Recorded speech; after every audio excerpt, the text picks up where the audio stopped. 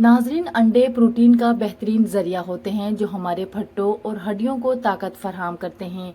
हमें नाश्ते में अंडे का इस्तेमाल लाजमी करना चाहिए ताकि हम दिन का आगाज प्रोटीन से कर सकें।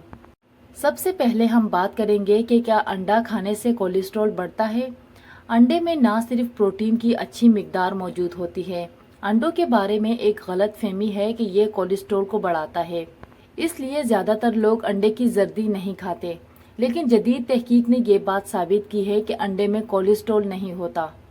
अंडा जब भी खाएं जर्दी समेत खाएं, क्योंकि अंडे की सफ़ेदी में प्रोटीन ज़्यादा हैं और बाकी मिनरल्स और विटामिन कम हैं। लेकिन जो अंडे की सबसे ज़्यादा ग़िज़ाइयत है वो इसकी जर्दी में है।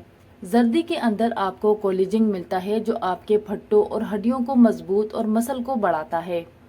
अंडा जो ताकतवर ग़िज़ा है जो प्रोटीन का शानदार मजमुआ है।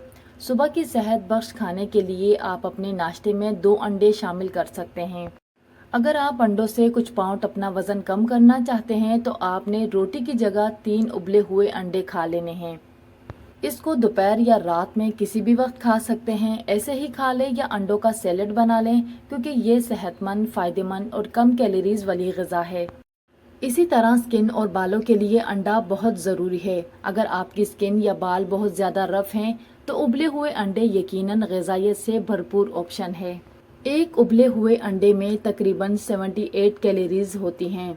प्रोटीन, चिकनाई और ज़रूरी विटामिन, मादनियात का अच्छा तवाज़न फराहम करता है। अंडे को उबाल लेने से इसमें ज़्यादातर ग़िज़ाई अज्जा महफूज रहते हैं।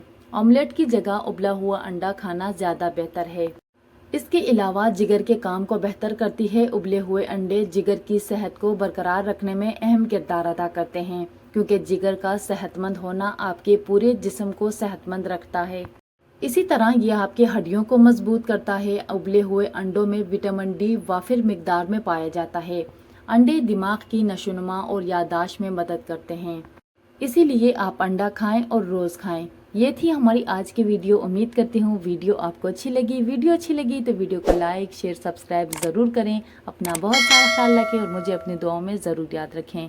कल इंशाल्लाह मिलते हैं किसी नई वीडियो में। अल्लाह हाफिज़।